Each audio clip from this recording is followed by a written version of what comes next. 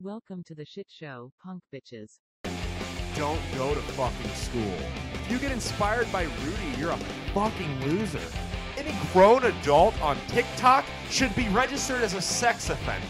I'm political poison. Nobody running for office wants to touch me except maybe Joe Biden. Sex would probably be really annoying if they had to stop to bitch about how entitled millennials are. It's time to get rid of the boomers.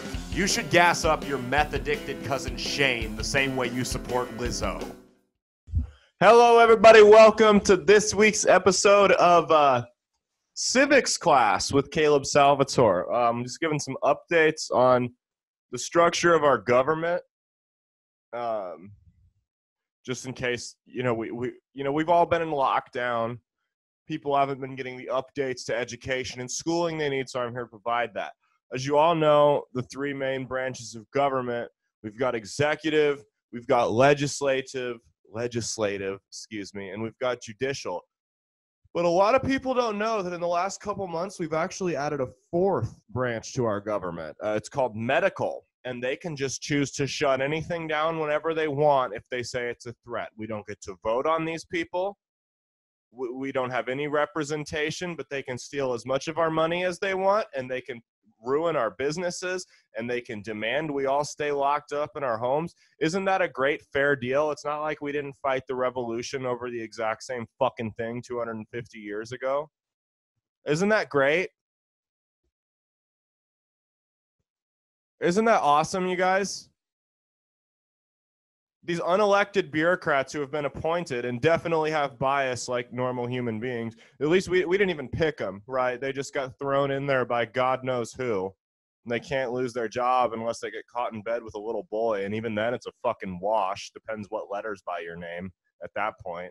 So they can just pass whatever laws they want, have maximum unlimited influence with no consequences. There's nothing we can do about it. Isn't that great? And if you disagree with them, guess what? You're a fucking science denier. You must be like an anti-vax, flat earther. You hate medical workers. You hate nurses. That's what it boils down to. You must hate medical workers. Clearly. I hate healthcare workers. I'm a fucking hypochondriac, right? I hate them. I hate them. Actually, I do hate healthcare workers, but not because I don't hate them for being healthcare workers. I hate them because I am a hypochondriac and I spend so much of my fucking time and money there. But that's neither here nor there. But I will say, before we go any further, I do spend a lot of money going to the doctor to get ailments that aren't real checked out on me. And that's why you need to go to NorthSpokaneCBD.com. Use the code word drunk for 15% off your motherfucking order. Because that way I can actually pay for some of these things. Well, pay for them faster. You send the money my way from the sponsorship. Don't do it. Don't go to NorthSpokaneCBD.com. Unless you're going to use the code word drunk. It defeats the fucking purpose. So that's one sponsor who won't drop me. So go to NorthSpokaneCBD.com. Use the promo code drunk for 15% off your fucking order. So that way I can pay some of these medical bills back. But anyway, the fourth branch of government, healthcare. It's medical, excuse me.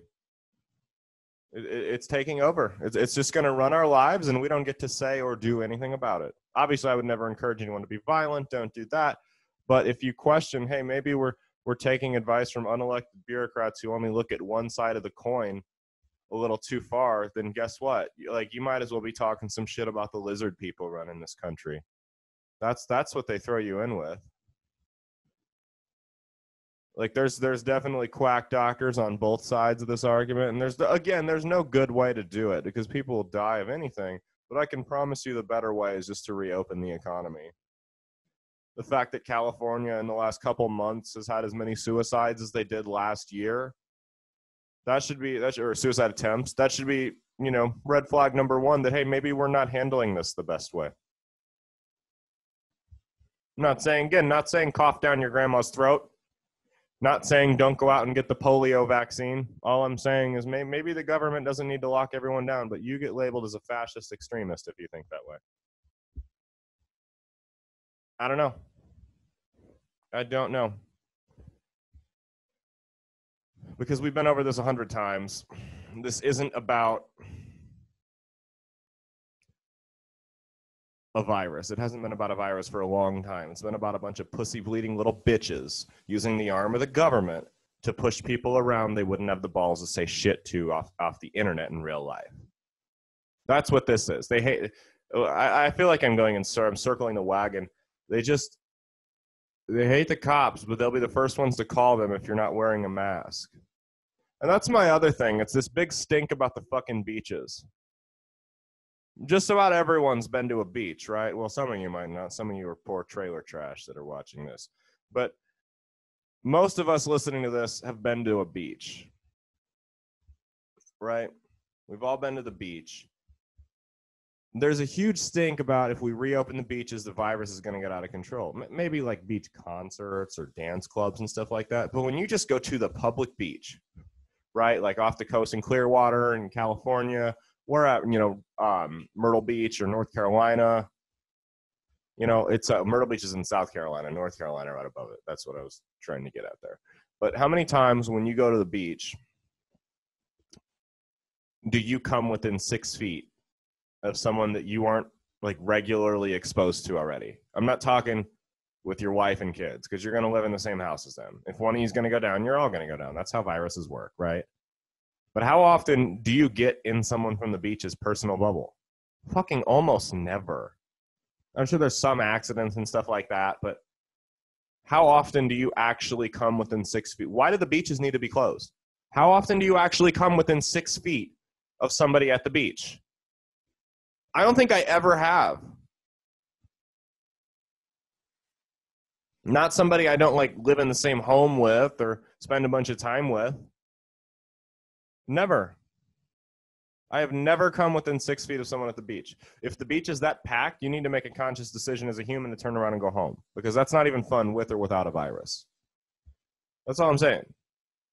That's all I'm saying. I hope everyone had a great Memorial Day and spent it with their families, because fuck these cocksuckers that are trying to shut everybody down and separate us from our families. That's what it's about. Rogan had a fantastic point, and I don't like to quote him because I think guys that obsess over Rogan and that lifestyle are kind of corny, but I appreciate what Joe Rogan does. Rogan had a great point that liquor stores are considered essential, but AA meetings are not. AA meetings are canceled, and you'll go to jail if you host one.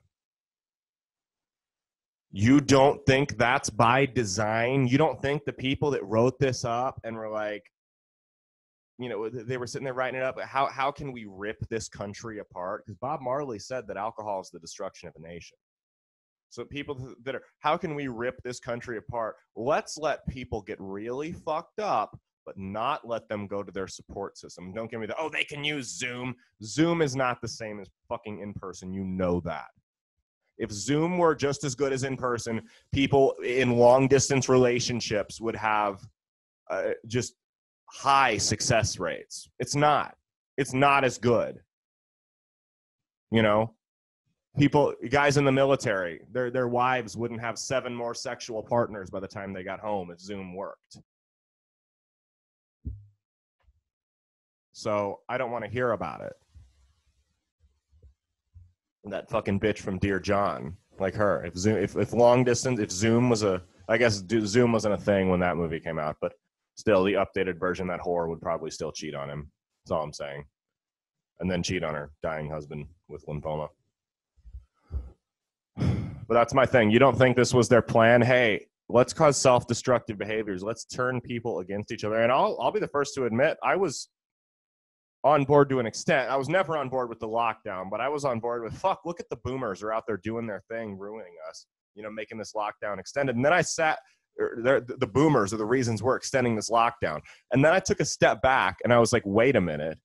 This is the fucking move that they want. This is the plan. They want us to blame the boomers. They want to highlight how old folks aren't paying attention and they're going out and doing their thing. They want us to blame the boomers. They want the boomers to blame the spring breakers. So they blow that up on the news too. They find the news that's targeted at millennials, and they talk about how boomers aren't staying home.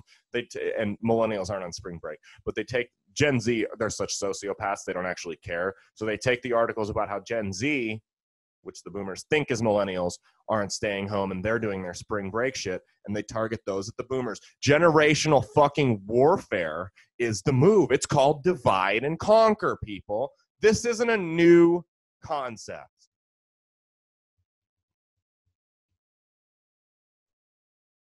The goal was to turn people against each other from the get-go, and that's why it's so much easier to control people that aren't united. You know, with everyone, where's your fucking mask? To snitch on your neighbor. That's what they've turned it into. You are encouraged, you are paid, is it in LA or New York, to snitch on your neighbors now. Hey, that guy's having 11 people over at his barbecue. Hey, he's not wearing a mask. He's not 6 feet apart. And they will track these people down and either ticket them or arrest them. This is absolutely about turning us against each other. That is all it has ever been about. Well, no, I think for the first couple weeks, it was do-gooders, the knee-jerk reaction where the NBA canceled and stuff like that. I think there was, you know, we need to do something here because they thought it was a lot worse than it was. At this point, it's just about pushing you around. It's about dividing everyone. And that's all there is to it. Which is why I'm officially endorsing Joe Jorgensen for president. Congrats, Joe, on your nomination. Spike Cohen as the VP. Great people there. I met Joe in Lincoln. Super nice, Lincoln, Nebraska. Super nice lady. Super fucking nice, right? And I told her that she needed to kiss my ass because an endorsement from me could be crucial and push her over the edge. Now, at the time, I had already endorsed Dan Taxation and Steph Behrman. I kept that endorsement, and I voted for him in the primary in my state. But it didn't matter. Joe still won the nomination. And I feel like just the idea that she could have secured that nomination from me really just motivated her to shoot up the rankings, you know, just to shoot up. The inspiration that, wow, Caleb Salvatore could actually endorse me for president.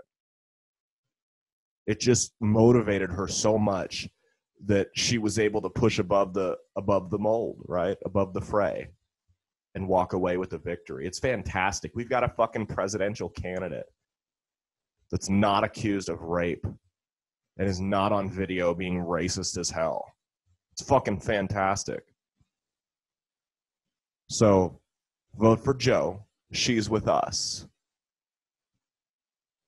It's a short episode. I'm sorry. Very serious. I wanted to get on here and rant a little bit. Here's what we got going. I guess we can pull up the news. I haven't followed it. I did start quite the shit show on my Facebook. You can go take a look at that if you want to.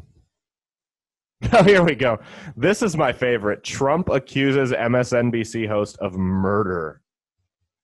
This is the best fucking news story to develop out of this. Imagine being, it doesn't matter who you are. It doesn't matter.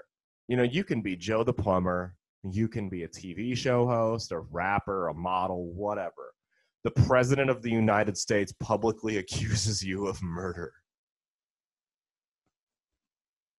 I couldn't imagine.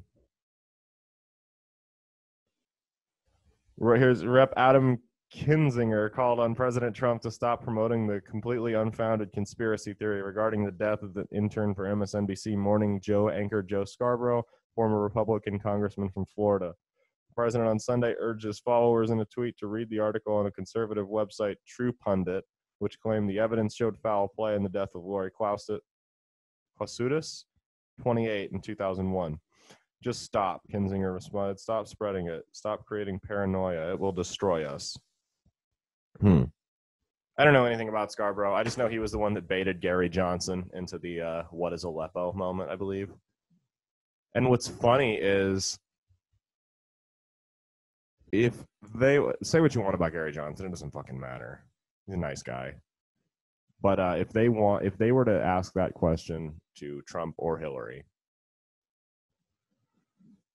and they were to respond with what is Aleppo, they would have said, oh, it's the capital of Syria, in the middle, or, you know, it's at the center of the crisis, the refugee crisis. That's all he would have said. It wouldn't have been a big deal. It wouldn't have been on the front pages everywhere. And what the funny part is, half the people that pretended to be upset about that had never heard of Aleppo until that day. I hadn't. But the worst thing with Gary Johnson was, after he did the "What is Aleppo" quote, was he followed it up with a really articulate and well-spoken answer. So it was just a hit piece. Unfortunately, when you're a third-party candidate, the media is out there to do two things: keep the war machine churning and protect the two-party duopoly, especially during the election season. You're standing against both of those things. They're not cutting you any slack. You need someone who does not make mistakes when they talk, which is why I think Joe Jorgensen will be a great candidate. So vote Joe 2020. Go to NorthSpokaneCBD.com. Use the promo code DRUNK for 15% off your order. And take your fucking masks off. Peace out, motherfuckers.